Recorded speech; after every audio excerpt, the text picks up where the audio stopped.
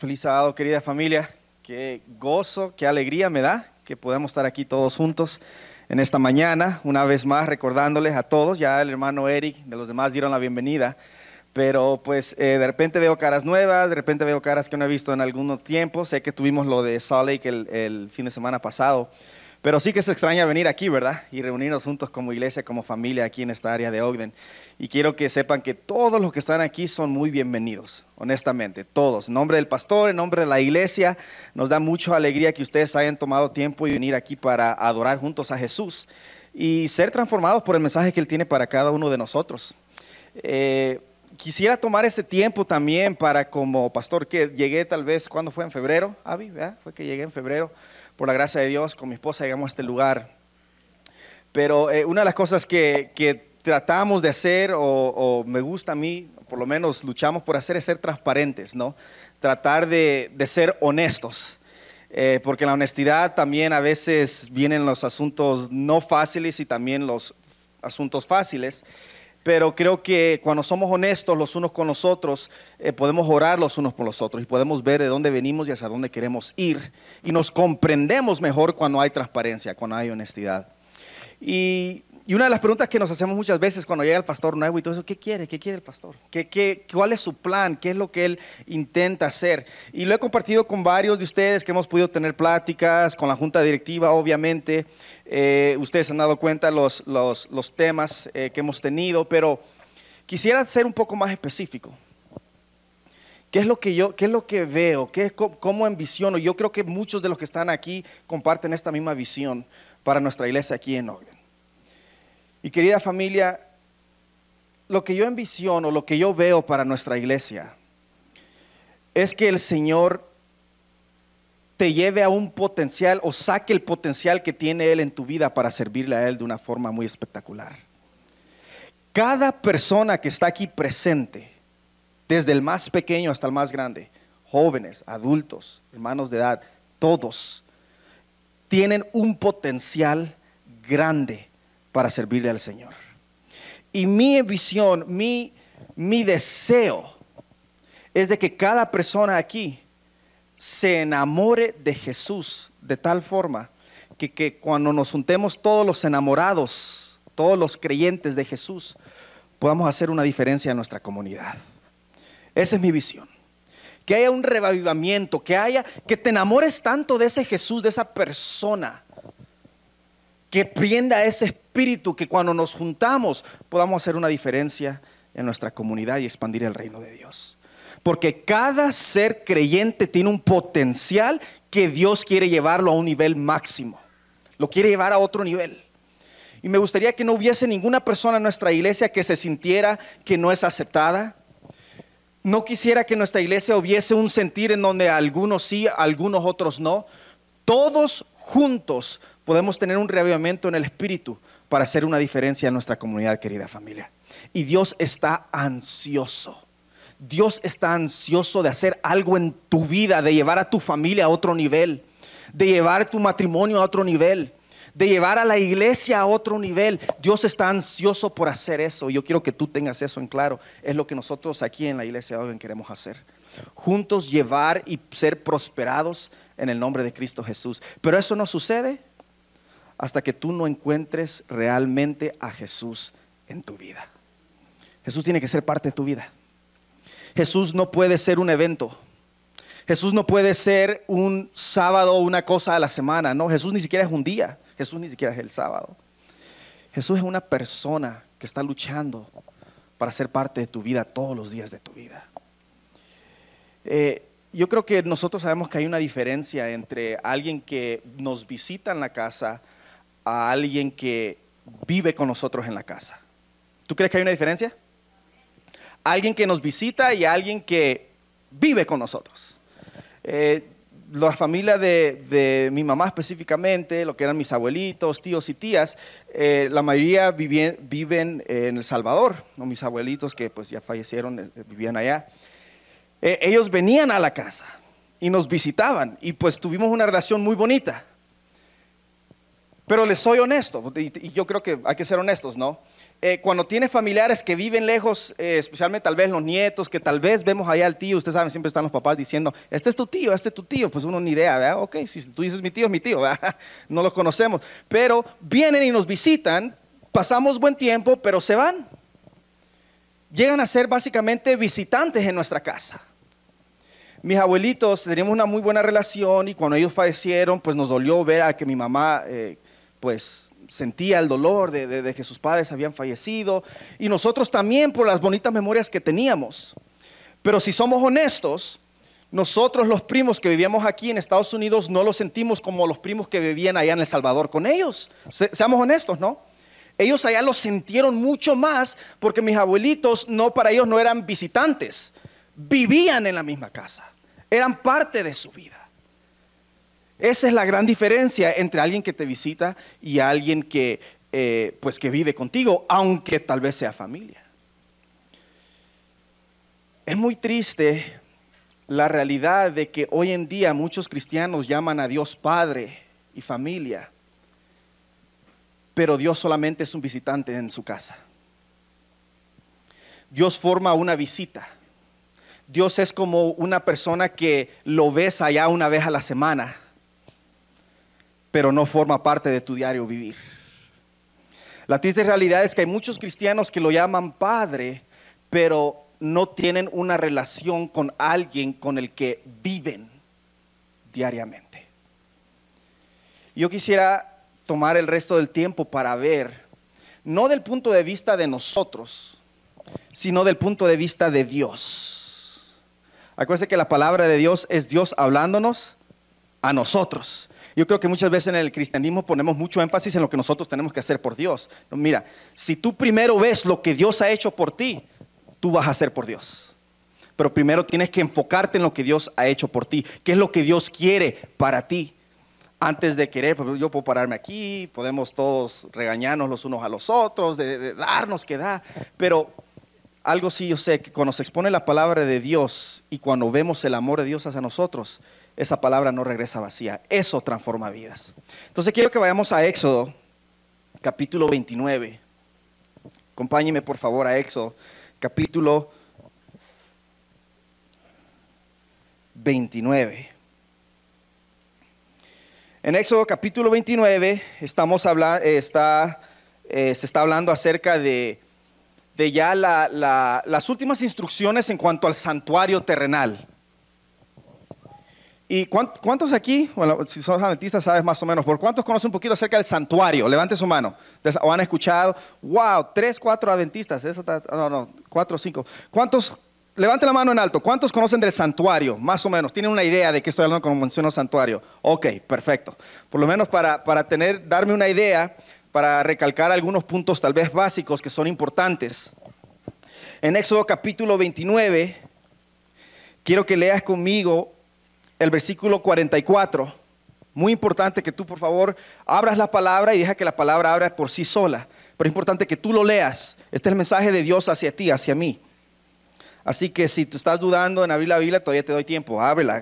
Éxodo capítulo 29, versículo 45 en adelante. Perdón, 44.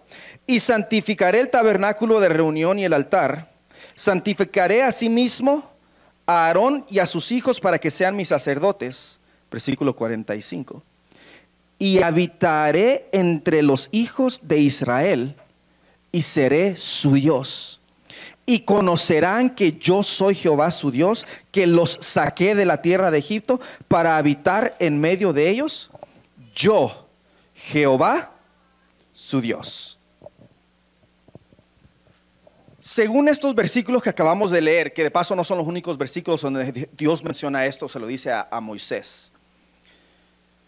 ¿Cuál es el propósito del santuario? Según Dios aquí, lo que acabamos de leer. ¿Por qué? ¿Por qué Dios le dice a Moisés, hazme un santuario? ¿Qué quieres, Dios? Pues hazme un santuario. Ok. ¿Para qué? ¿Qué acabamos de leer? Para habitar en medio de ellos. De hecho, en aquellos tiempos, de la forma como tú hacías casas, se hacían muchas campañas. Así se llaman carpas, perdón. carpas. No sé por qué campañas, tengo evangelismo en la mente mucho, ¿verdad? Ya quiero una campaña de evangelismo. No.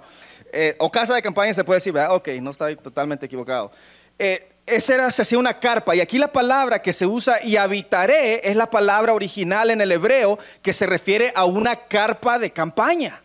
A un lugar en donde Dios le está diciendo al pueblo de Israel: quiero vivir con ustedes, quiero estar ahí. Pero lo importante es esto. Me gusta este versículo porque aquí nos dice algo sumamente importante que a veces lo dejamos, no lo pasamos, ¿no? Versículo 46: y conocerán que yo soy Jehová su Dios, que los saqué de la tierra de Egipto para habitar en medio de ellos, yo Jehová su Dios. Fíjate qué interesante. En el original esta palabra es muy importante. Para. En el hebreo es nada más un signo. Bien sencillo. Es una línea. Bueno, no la van a poder ver ahorita, pero háganse cuenta que es una línea, nada más. Y esa lineecita se traduce para. Pero esa lineecita es importante. Porque esa lineecita en el hebreo está diciéndole al lector que hay una razón que continúa después de esto. Esa línea indica de que hay algo específico por lo cual sucedió lo que previene de esa línea. En otras palabras, lo que previene tiene una razón. Esto es por esto. ¿Qué es esto? ¿Qué hizo Dios con el pueblo de Israel? Los saca de Egipto. Pero es interesante que muchas veces en el cristianismo nosotros pensamos que cuando Dios nos libera, Dios nos bautiza, o nosotros somos entregados al bautismo, es como que Dios te dice: ok, ya te bautizaste, pues ahora dale tú, échale ganas, nombre de Dios. O ya te bautizaste, ok, ahora que te bautizaste, pones de tu parte y tú échale todas las ganas. Ahora te he liberado, ahora que ya estás bautizado, te toca a ti tu parte. Generalmente así se piensa. O por lo menos, no sé si fue el único, así de repente entendía yo que era el cristianismo. Que te bautizas y ya después que te bautizas, ahora te toca tú tu parte. Y aquí Dios le está diciendo al pueblo de Israel: ¿sabes por qué te saqué? ¿Sabes por qué te liberé? ¿Para qué? Para vivir contigo. Dios no quiso sacar al pueblo de Israel para decirle: ok, ya lo saqué, ahora ustedes allí échenle ganas y vayan y muéstrenle al mundo que... No. Le está diciendo a Moisés: si el propósito por el cual te liberé de la esclavitud es para que yo formase parte de tu diario vivir. El problema de hoy en día es que hay mucho cristiano que dice ser libre, pero vive una libertad sin Dios siendo parte de su diario vivir. Y en la Biblia, el ser libre es alguien que vive con Dios. Cuando alguien es libre en la Biblia, es alguien que tiene a Dios en su diario vivir. Es lo que está diciendo aquí. Le dice: la razón por la que te saqué no fue para que te fueras allá en el desierto y conquistaran, hicieran grandes cosas. No, lo saqué para vivir entre ustedes. Y por eso es que Dios le dice: me vas a hacer un santuario. Porque el santuario es donde ustedes van a ver que mi presencia está con ustedes. Ahora pregunta: ¿la presencia de Dios era visible o invisible en ese tiempo? ¿Visible? Visible. Y de hecho el tema es amor visible. Amor visible. Porque muchas veces pensamos que el amor es invisible, el de Dios. Porque hablamos mucho de la fe y hablamos de lo que no se ve, está bien. Pero el amor de Dios es visible. La presencia de Dios en el pueblo de Israel era visible. ¿Cuántos escucharon la palabra Shekinah? O Shekinah, de diferente forma lo han escuchado. Esa palabra en realidad no se encuentra directamente en la Biblia, pero es una palabra que se usa para hablar de la presencia de Dios. La Shekinah se asume de que es la presencia de Dios manifestada en el santuario terrenal. Le dice Dios a Moisés: me construyes un santuario, mi Shekinah, mi presencia va a estar ahí con ustedes. ¿Y cómo la veía el pueblo? A través de una nube. Y en la noche esa nube quedaba luz, y en el día sombra. Y esa luz se manifestaba, pero iba más allá Dios todavía, porque en el santuario se dividía en el lugar santo y lugar santísimo. Estaba el arca del pacto. Y en el arca del pacto se manifestaba aún más la presencia directa de Dios a través de una luz. ¿Y quiénes podían entrar al lugar santísimo? Solamente, ni siquiera era cualquier sacerdote, era solamente el sumo sacerdote. Porque ahí estaba la presencia de Dios. Pero el propósito de Dios todo el tiempo fue para que Israel viese de que el Dios que los libertó, no los libertó sencillamente para que anduvieran ahí echándole ganas y que pusieran de su esfuerzo. No, les digo, yo quiero liberarlos porque quiero vivir con ustedes. Quiero ser parte de su vida. Quiero que me tomen en cuenta en todo, en su diario vivir. Pero miren, hermanos, yo no sé cómo es una bendición el poder tener alguna pequeña comprensión de lo que es el amor de Dios. Yo creo que es una bendición, porque eso poquito que comprendemos del amor de Dios debe de conmover a cualquiera. A cualquiera. Este tema a mí me conmueve mucho. Muchísimo me conmueve, porque esto es básicamente lo que transformó mi vida, incluyendo siendo cristiano. El ver cuánto Dios me ama. Rápidamente, si nosotros vemos cómo estaba dividido el santuario, quédate conmigo, esto es muy importante. Hagan de cuenta que el santuario está así. Esta parte, este rectángulo imaginario. ¿Están conmigo? Allá es la entrada, allá está el tope. ¿Sí? Era más cuadrado, ¿verdad? Pero usemos la imaginación un poco. Allá era la entrada, pero aquí había una carpa que se dividía en dos. ¿Qué es esta carpa que estaba aquí? Aquí se llama la carpa del tabernáculo. Aquí era el lugar santo, y luego había voy a usar este micrófono, había una cortina. Y aquí, ¿qué es lo que había? El arca del pacto, lugar santísimo. Aquí es donde estaba la presencia de ¿quién? De Dios. Pero también se veía a través de la nube. Aquí estaban los panes, aquí estaba el candelabro, aquí está el altar del incienso. Pero para pasar aquí, pues aquí solo entraba el sumo sacerdote. La presencia de Dios era la razón por la cual Dios liberó aquí a Israel. Quiso vivir con ellos. Dice Israel: yo quiero vivir contigo. Quiero ser parte de tu diario vivir. Y Moisés, me vas a hacer eso, no para que se guarden unos ritos, no para que se vea bonito. No, me lo vas a guardar porque el deseo de Dios era vivir con su gente, vivir con ellos. Pero espérate, esta es la carpa, pero luego aquí, para entrar a esta carpa hay otra cortina. No. Y ya que sales, ¿qué se encuentra aquí? El pilar de agua, el lavadero, como quieras llamar. Para los que tienen memoria, ¿qué había o cuál era el primer elemento antes de entrar para allá? Está lavado, pero aquí había algo importante: el altar de sacrificio.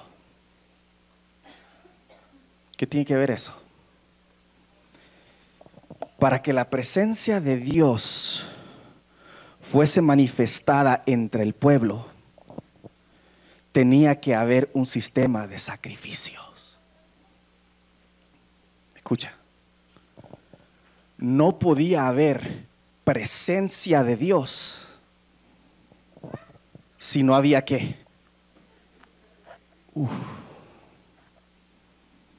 La presencia de Dios va mano en mano con el sacrificio, el sistema de sacrificio. Espérate, Eso solo es parte. El deseo del Padre, del Hijo, el deseo de Dios es formar parte de tu vida. Dios no quiere ser un evento en tu vida. Dios no quiere ser una hora de 9 a 12 una vez a la semana. Dios quiere vivir contigo. Tiene un deseo tan grande de vivir contigo. El problema es que tú y yo somos pecadores. El problema es que tú y yo no merecemos estar ante esta presencia. El problema es que tú y yo hemos decidido dentro de nosotros más fácil rechazar a Dios que aceptarlo. Entonces, ¿qué hace Dios? Entonces Dios dice, bueno, tú no quisiste, por lo menos yo manifesté mi presencia ahí. No. Es que Dios no quiere que tú pienses en su presencia, sino piensas en su sacrificio. En aquellos tiempos, cuando tú tenías que traer el sacrificio, porque muchas veces dicen, pues sí, Jesús entregó, Dios entregó. Qué bonito, el que hizo el sacrificio fue Jesús, no el Padre. De paso, nosotros creemos que son tres en qué, en uno. Dios Padre, Dios Hijo, Dios Espíritu Santo. Jesús fue el que se entregó, claro. Pero cuando Jesús muere, ¿quién sufrió? ¿Solo Jesús? Sufrió la Trinidad. ¿Cómo, pastor?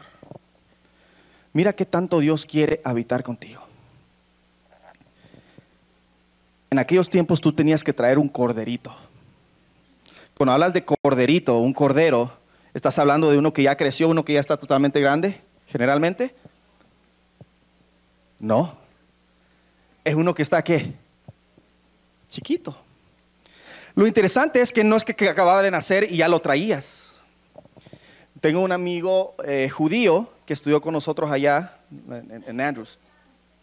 Y él nos cuenta, él llegaba con su kippah, llegaba a la clase, estudiando en una de las clases que teníamos del Antiguo Testamento. Y él nos recordó, dice, en la tradición judía, el animalito que tú traías no era cualquiera. Era el que estaba más sano y generalmente era el que más amabas. Se convertía más en una mascota, se convertía en parte de la familia. Quiere decir que ese animalito que era parte de la familia, inocente, sin haber hecho nada, lo tenías que traer al santuario. ¿Para qué? Para que lo criaran ahí y se fuera a ser grande y todo bien bonito. Para sacrificarlo. Tú sabes el dolor. Muchas veces la gente no sabe, dice, ¿por qué el sistema sacrificial? ¿Y por qué el sistema? Qué feo se ve eso, qué medio violento eso. ¿Qué tú crees que sentía la familia cuando tenían que llevar ese corderito y sacrificarlo? Yo creo que sentían nada más una mínima porción de lo que Dios sintió cuando Él estaba viendo a su hijo crucificado. Pequeña. Tanto Dios te ama que dice de que no existe la presencia de Dios si no existe sacrificio. Y es aquí donde se conecta. Ven conmigo ahora a Juan capítulo 1. Rapidito, Juan capítulo 1.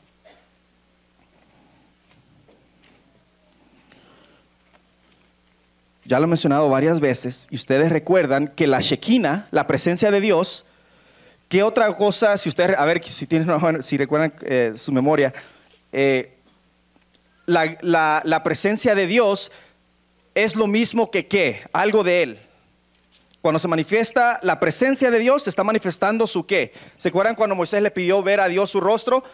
Su gloria. Excelente, Mardoqueo, gracias. 5 puntos, ¿ok? La gloria. La presencia de Dios aquí, ¿qué es lo que se manifestaba? Su gloria, es su presencia. El pueblo de Dios podía ver luz, podía ver visiblemente la presencia de Dios, y sabían que la presencia de Dios era posible por el sistema sacrificial. Pero ahora mira lo que dice Juan capítulo 1 versículo 14. Espérate, Juan 1:1. Para el contexto, Juan 1:1. En el principio era ¿qué? ¿Quién es el verbo? ¿De quién está hablando aquí? Seguimos leyendo. En el principio era el verbo, y el verbo era ¿era qué? Entonces, ¿es Dios? De acuerdo a estos primeros cosas que acabamos de leer, ¿es Dios? ¿Puede estar Dios con Dios? Bueno, está hablando de otra persona, Dios Padre. Vamos a ser más específico. ¿Será Dios Padre el que está hablando el verbo?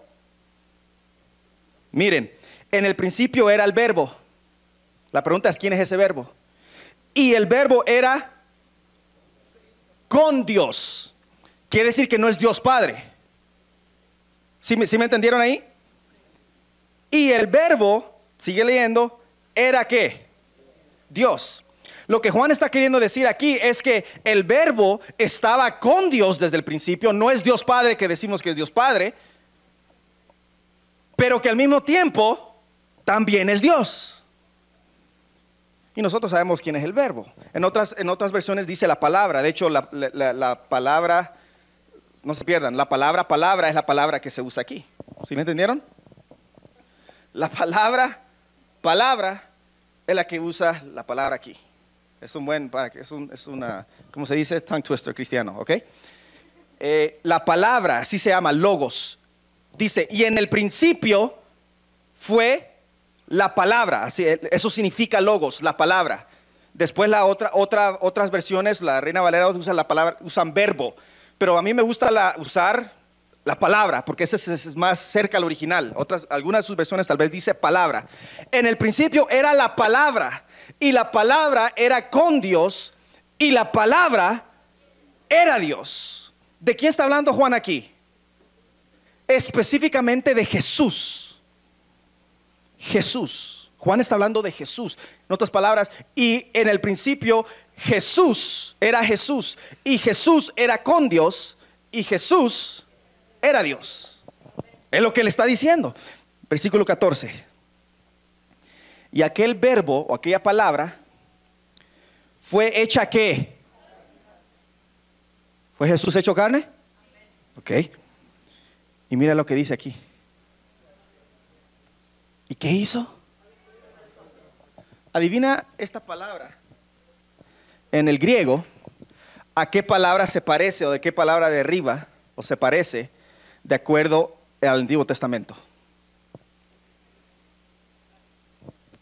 Voy a dejar un momentito para que lo piensen. Esta palabra habitó, muy parecida, casi igualita. Es más, en el griego es la misma palabra que se usa en Éxodo capítulo 29, cuando Dios dice, y me harás un tabernáculo y habitaré. Y aquel verbo fue hecho carne. ¿Y qué hizo? ¿Tú crees que el deseo de Dios de vivir contigo ha cambiado? Y vimos su gloria. Cuando se manifiesta la presencia de Dios, ¿qué se manifiesta? Su gloria. Y vimos su gloria, gloria como del unigénito del Padre, lleno de y de verdad.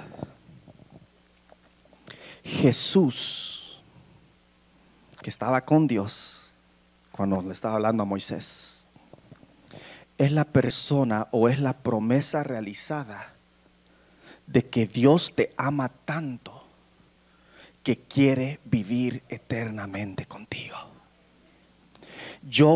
Me da tristeza cuando el adventismo habla mucho del futuro y se olvida de que la promesa de su presencia es ahorita. Es ahorita. Y el problema es de que muchas iglesias se han ido con nada más del futuro y se han olvidado que Dios quiere hacer la diferencia en tu vida ahorita mismo.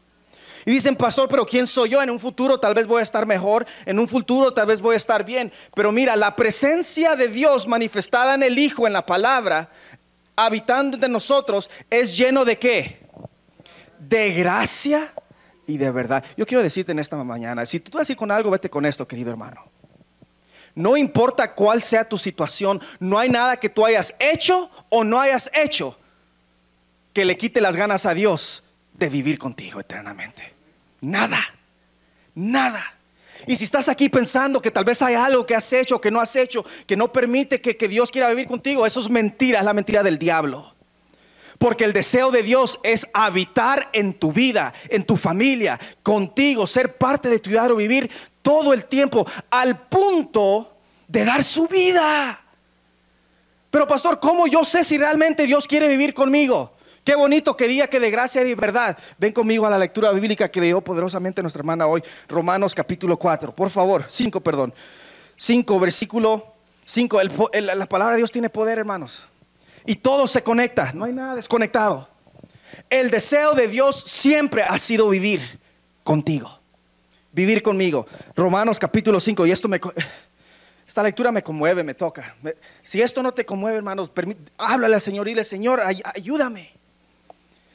Versículo 6, 5, 6. Porque Cristo, cuando aún éramos débiles, en su tiempo murió por los impíos. Ciertamente apenas morirá alguno por un justo. Qué fácil, ¿no? Con todo pudiera ser alguno osara morir por el bueno. Mas Dios muestra su amor con nosotros. ¿Cómo Dios muestra su amor? En que aún siendo pecadores. No te puedes olvidar de ese texto. Dios no muestra su amor en que ya que eres perfecto y ya que no haces nada malo, entonces Dios muestra su amor. No dice eso el versículo. No dice el versículo, en cuanto te agarres la onda bien y dejes de hacer todo eso, entonces Dios muestra su amor. No dice eso. Dice en que aún siendo pecadores, en medio de tu pecado, en medio de lo que Israel dijo que todavía Dios los libera y todavía ellos empiezan a ser ídolos y empiezan a hacer todo tipo de cosas, aún así Dios le dice a Moisés, yo quiero vivir con ellos eternamente. ¿Y cómo lo muestra? Mas Dios muestra su amor para con nosotros en que siendo aún pecadores, Cristo murió por nosotros. El Cordero, el que no debía, el que sí era justo, el que no había cometido ni un pecado, pero el que es Dios. Si tú tienes duda de que Dios quiere vivir contigo, tú tienes que voltear a ver a la cruz, porque la cruz es la presencia visible. Es la evidencia visible. Pues dices que pues no la veo. No, sí aconteció, la cruz aconteció. Quieras creerlo o no, aconteció. Voltea a ver la cruz, es el amor visible de Dios y la evidencia de que Él va a hacer o ha hecho todo para vivir contigo eternamente.